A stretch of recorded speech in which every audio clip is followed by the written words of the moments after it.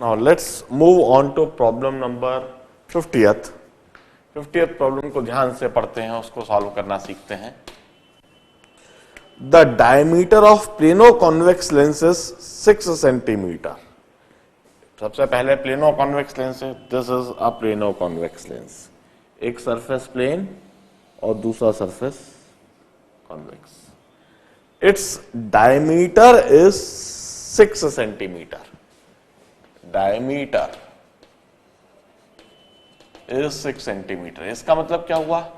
Plano convex lens का diameter, इसका मतलब एपर्चर डायमीटर। ये गोल लेंस रही होगी और यहां से यहां तक यह डायमीटर 6 सेंटीमीटर होना चाहिए।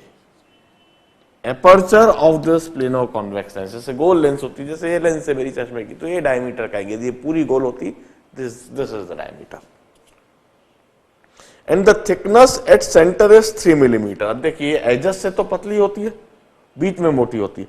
एट सेंटर इट्स थिकनेस, यह जो है, यह जो सेंटर है, इस सेंटर पर इसकी थिकनेस यहां से यहां तक, यह जो थिकनेस है ना, यह 3 मिलीमीटर है। यह 3 मिलीमीटर है।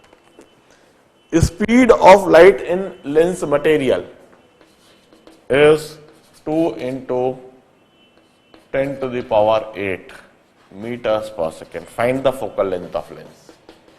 इस लेंस की फोकल लेंथ पूछिए। अब देखिए, सबसे पहले इस लेंस की फोकल लेंथ डिटरमाइन करने के लिए हम इसका रिफ्रैक्टिव इंडेक्स डिटरमाइन कर देते। सबसे पहले refractive index is C/V। C is 3 into 10⁸ meters per second. V is 2 into 10⁸ meters per second. So C/V is 3/2 or 1.5.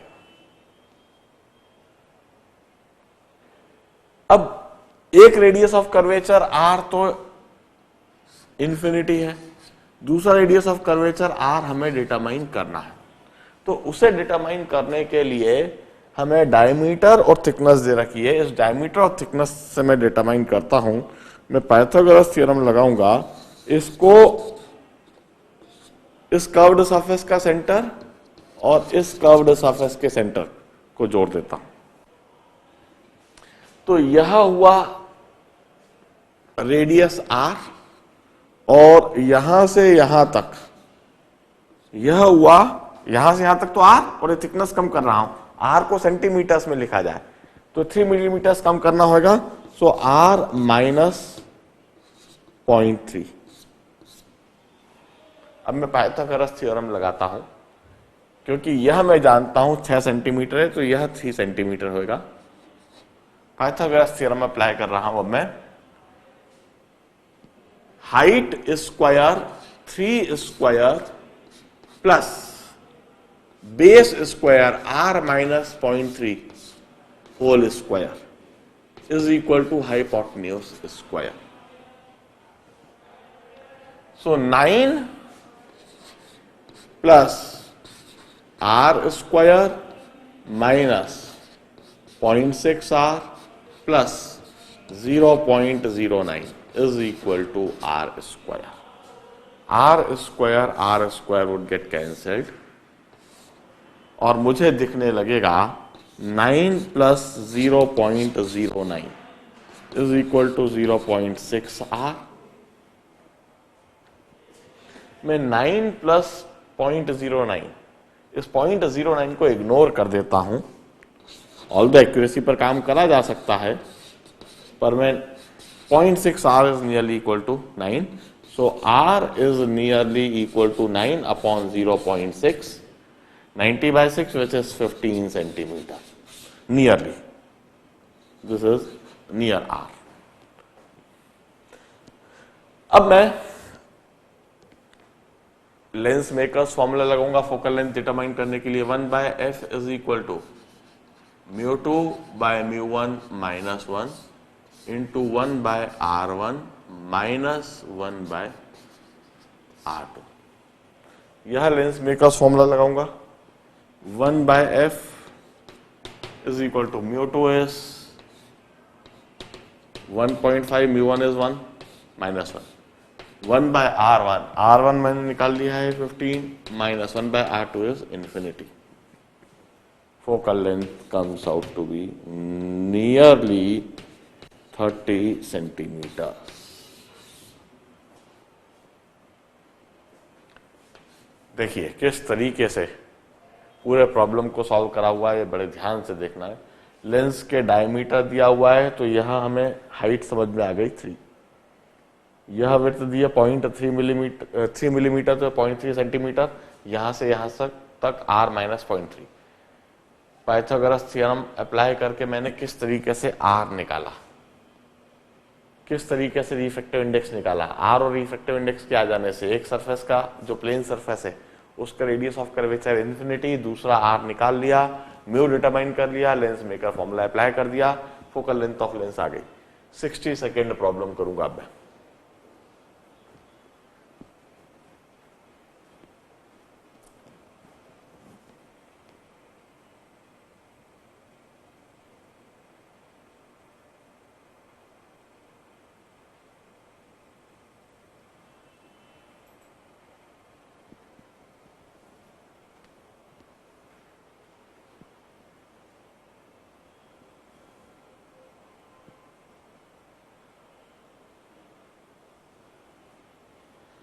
Now 60 second problem करते हैं अब. प्रॉब्लम फॉर प्रैक्टिस इसका पार्ट का लास्ट प्रॉब्लम है. इसके बाद फिर हम ऑब्जेक्टिव प्रॉब्लम चालू कर देंगे. इनफैक्ट ऑब्जेक्टिव प्रॉब्लम भी मैंने नोट डाउन कर लिए हैं जो मुझे कराने हैं. 60 सेकेंड प्रॉब्लम पहले कर ले. A parallel beam of light traveling in water, refractive index 4/3, is refracted by a spherical air bubble of radius 2 millimeter. इस बार क्या है, एयर बबल है. This is air bubble. चारों तरफ पानी है. यह एयर बबल है. 2 मिलीमीटर इसका रेडियस है और इसके चारों तरफ पानी है. पानी के अंदर यह एयर बबल बना है. This is water all around. Refractive index of water is 4/3. Assuming light ray to be paraxial, find the position of image due to refraction at first surface and position of final image. Draw the ray diagram showing the position of both the images. देखिए यह है paraxial ray जो air bubble पर incident होती है.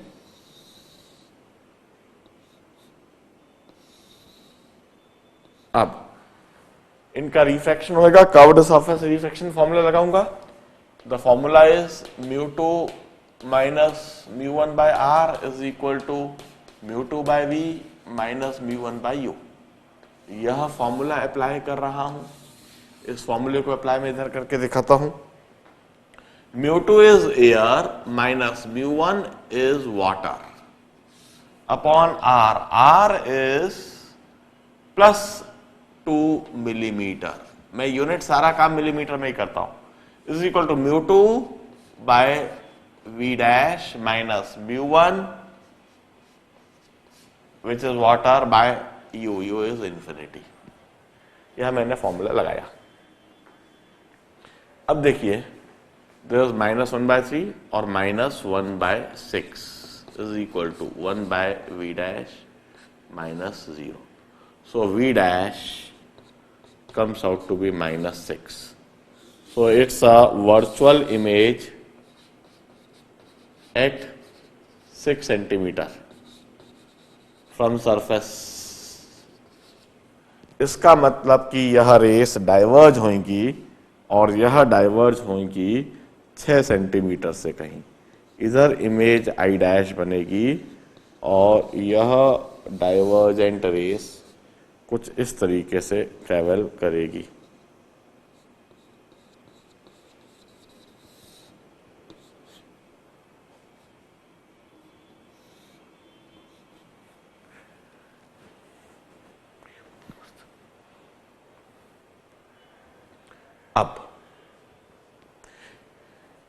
यह 6 centimetre पर, 6 centimetre की दूरी पर है, यहां इधर से इधर तक दिस इज 6 सेंटीमीटर। अब एक और बार रिफ्रैक्शन होएगा। अब लाइट रेस एयर से वाटर में जा रही है, तो मैं एक और बार कर्व्ड सरफेस रिफ्रैक्शन फॉर्मूला लगाऊंगा। μ2 is water, μ2 minus μ1 by R. R इस बार हो जाएगा -2 मिलीमीटर। सारा काम मिलीमीटर्स में ही कर रहे हैं। Is equal to μ2 by v double dash minus μ1।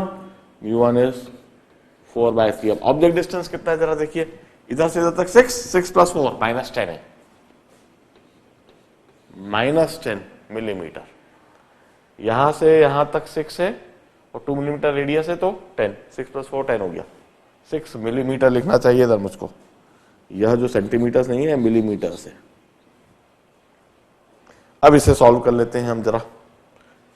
4/3 -1, 1/3 -1/6 is equal to 1/v double dash. इसे सॉल्व कर लेते हैं। प्लस 4/30, 4/30। इसे मैं 5 से मल्टीप्लाई डिवाइड कर देता हूं, तो ये जो है मैं 5 से मल्टीप्लाई डिवाइड करके ही रीअरेंज करके लिखूंगा। 1/v double dash is equal to -5/30 -4/30।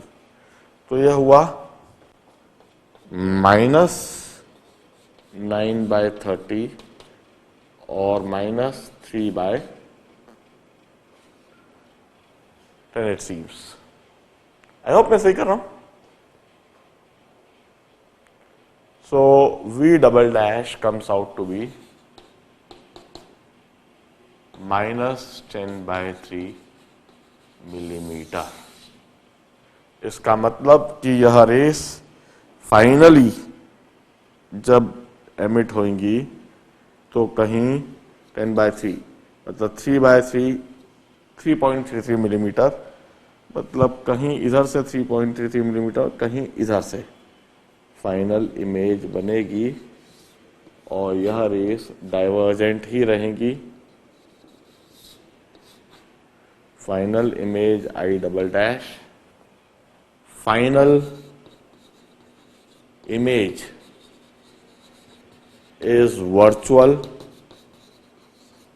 at 10/3 millimeter from second surface, and this is the ray diagram. बड़े ध्यान से पूरे प्रॉब्लम के सॉल्यूशन को देखिए। हमारे पास समय बचा है, हम कंटिन्यू करेंगे प्रॉब्लम फॉर प्रैक्टिस के बाद में। अब हम ऑब्जेक्टिव प्रॉब्लम्स को कंटिन्यू करेंगे, और ऑब्जेक्टिव प्रॉब्लम्स जो मैं सॉल्व करने वाला हूं, objective problem number 7, objective problem number 7 के बाद 33rd, objective problem number 36, objective problem number 44, objective problem number 71, objective problem number 72। मैं कोशिश करूंगा आज ये सारे ऑब्जेक्टिव भी करवा दूं, फिर कल मैं एडवांस लेवल प्रॉब्लम्स में तो काफी सारी प्रॉब्लम करवाऊंगा। ऑब्जेक्टिव की तैयारी करते हैं, इसे ध्यान से देखिए, नोट डाउन कीजिए।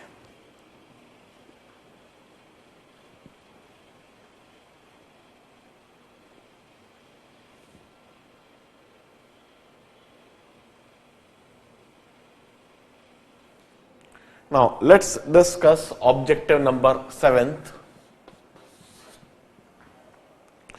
The lens is placed between source of light and a wall. There is a source of light, let us say it's a candle, and a wall. It forms images of area A1 and A2 on the wall. देखिए lens को एक position पर रखेंगे तो एक image बनेगी जिसका area A1 है, और लेंस को दूसरी पोजीशन पर रखेंगे तो दूसरी इमेज बनेगी जिसका एरिया A2 है। इस बार लेंस का इमेज का एरिया दे रखा है। What is area of source of light? देखिए definitely the problem is over a displacement method. यह प्रॉब्लम डिस्प्लेसमेंट मेथड पर है और इधर हमें area of first image, this is area of first image A1 दे रखा है and this is area of second image दे रखा है। तो मैं आपको बता दूं एरिया ऑफ फर्स्ट इमेज वो I1 स्क्वायर होना चाहिए और area of second image I2 square होना चाहिए। I1 is size of first image and I2 is size of second image. तो इधर से हम यह कह सकते हैं I1 must be equal to under root of A1, I2 must be equal to under root of A2। अब उन्हें एरिया ऑफ ऑब्जेक्ट पूछा है, area of object, this must be equal to O square, here O is the size of object. अब हम अच्छी तरह से जानते हैं O square is equal to I1 into I2। So area of object is under root of A1 into under root of A2। So area of object is under root of A1 into A2। means geometric mean of area of first image and area of second image would be the area of object. This is the answer.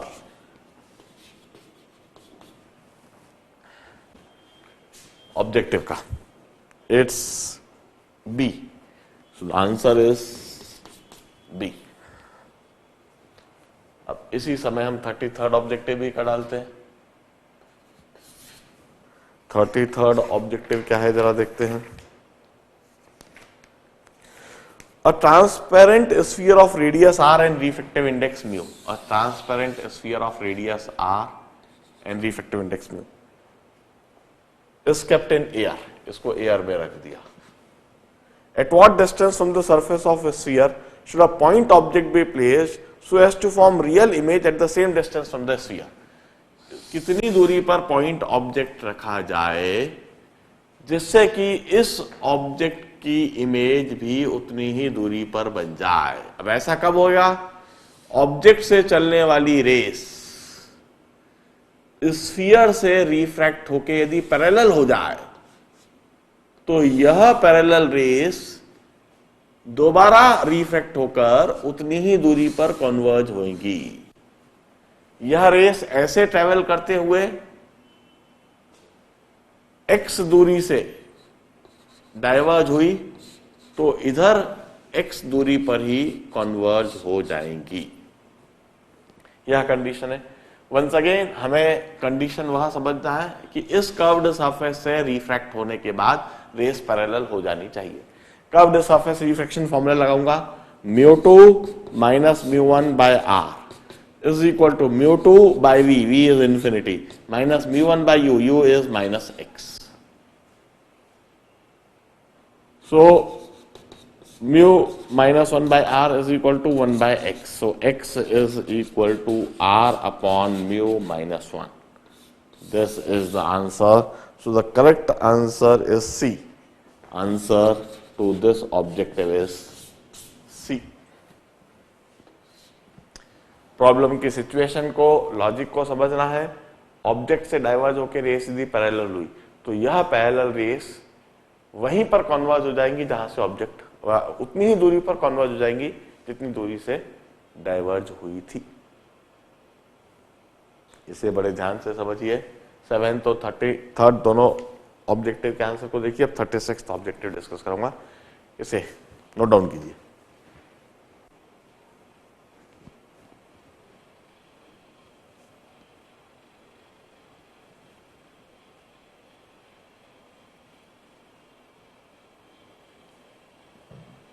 Let's discuss objective number 36. ध्यान से objective को पढ़ते हैं पहले। A double convex lens made up of material of refractive index mu1.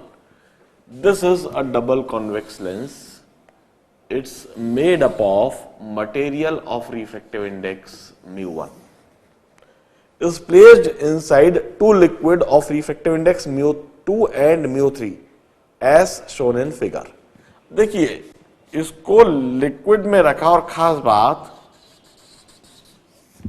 ऊपर liquid है जिसका refractive index mu2 है और नीचे लिक्विड है जिसका रिफ्रैक्टिव इंडेक्स mu3 है.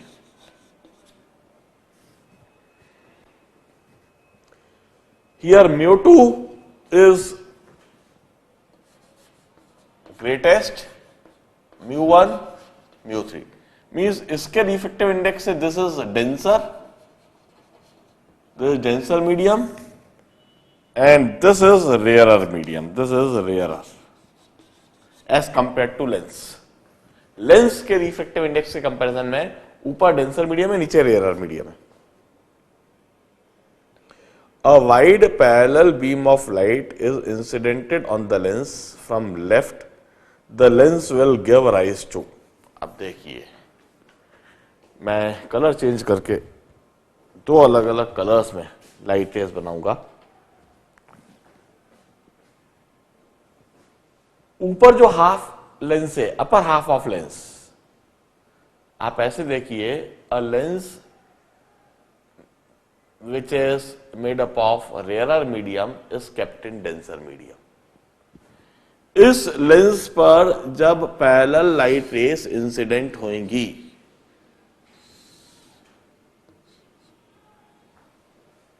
now since the lens is rarer and it's kept in denser medium तो यह एक डाइवर्जिंग लेंस के माफिक बिहेव करने लगेगी और यह रेस रिफ्रैक्ट होने के बाद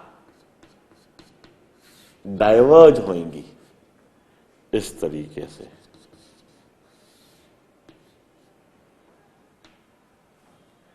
this is divergent beam. This is divergent beam और यह डाइवर्जेंट बीम इसलिए है because a rarer lens kept in denser medium,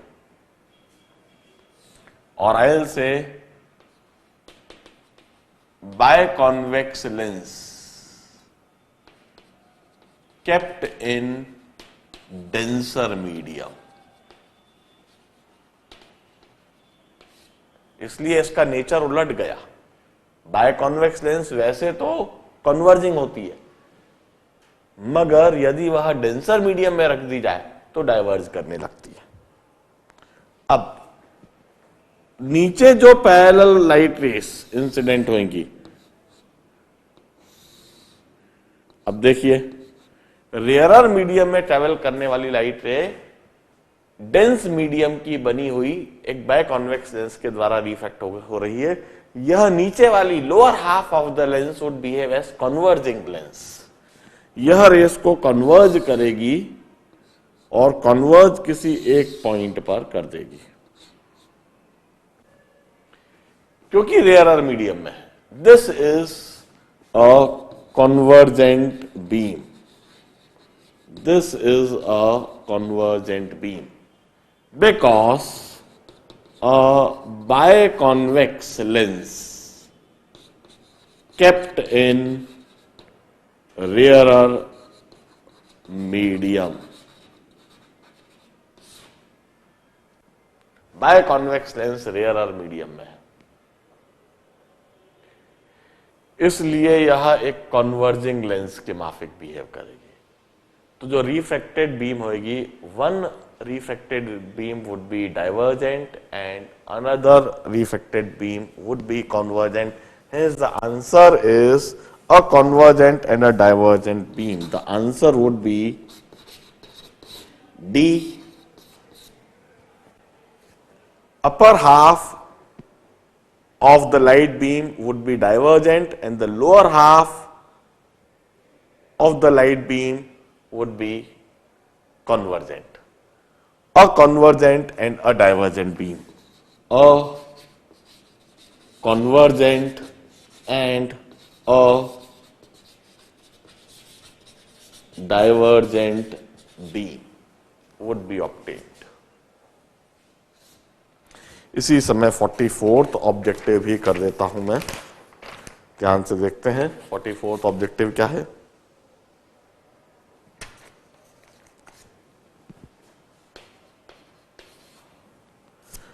A concave and a convex lens are placed touching each other. एक concave lens है और एक convex lens है, they are placed touching each other.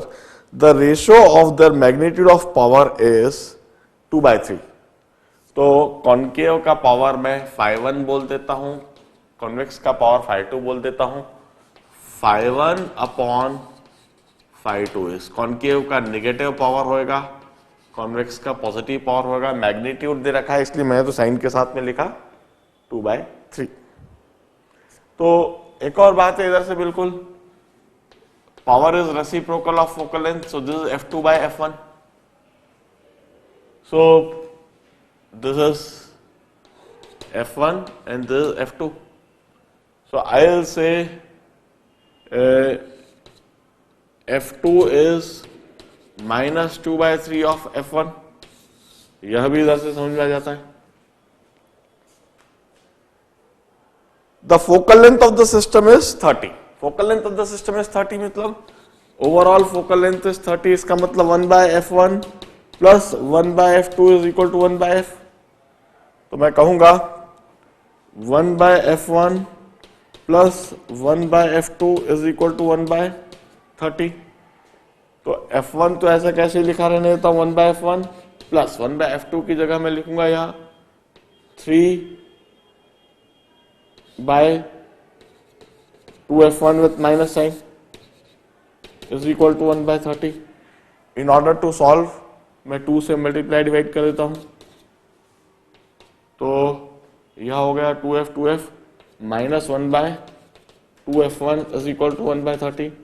So f1 comes out to be minus 15 centimeter और f2 comes out to be plus 10 centimeter. This is the answer and it matches with B. The answer is B. दोनों objective के solution को देखिए। मैं 71, 72 यह दोनों objective आज के लिए और कराऊंगा, आज मैं इतना ही कराऊंगा, फिर एडवांस लेवल प्रॉब्लम में अपने अगले सेशन में अवश्य डिस्कस कराऊंगा। 71 और 72 को ध्यान से पढ़िए, इन दोनों के सॉल्यूशन को देखिए आप।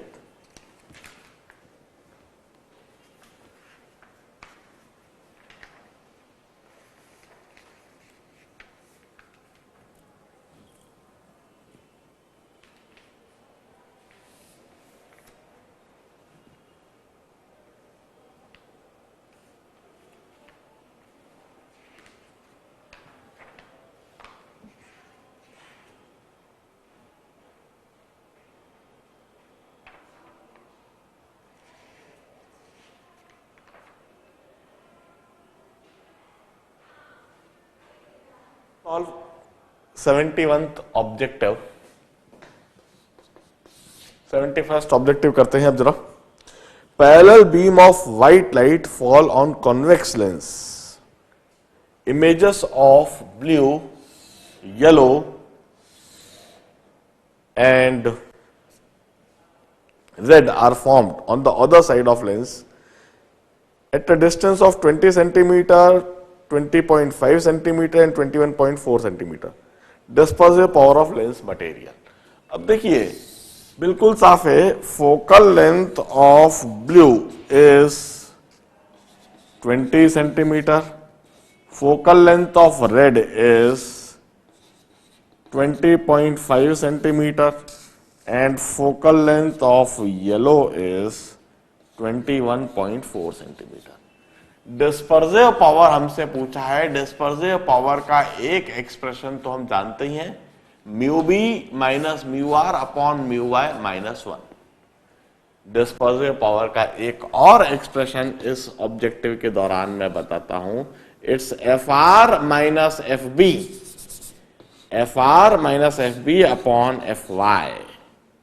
Focal length of red minus focal length of blue upon focal length of yellow. In fact इसी से यह चीज आई है लेंस के लिए। This is the basic expression for dispersive power, और इसी से यह आया है, आप डिराइव करके देख सकते हैं। So dispersive power of lens is f r which is, ये मैंने उल्टा लिखा है, this is for yellow and this is for red, this is yellow and this is red. F r is 21.4 minus 20 upon 20.5. So dispersive power is 1.4 upon 20.5. So dispersive power is 14 upon 205. This is the answer. So the correct answer is C. The correct answer is C. This 71st objective, ध्यान से देखिए। इसी समय अब हम 72nd भी कर देते हैं। आज का इतना ही। A chromatic combination is made with lens of focal length f and dispersive power omega with a lens having dispersive power 2 omega and focal length of secondary। तो सिंपल है यार, omega 1 phi 1 plus omega 2 phi 2 is 0, और omega 1 upon f1 plus omega 2 upon f2 is 0, और omega 1 upon f1 is equal to minus of omega 2 upon f2। अब जरा देखिए, omega 1 क्या दे रखा है, w, और फोकल लेंथ f। ओमेगा 2 दे रखा है 2w, focal length f2। So f2 is 2f minus 2f. So the correct answer is D. The correct answer is D.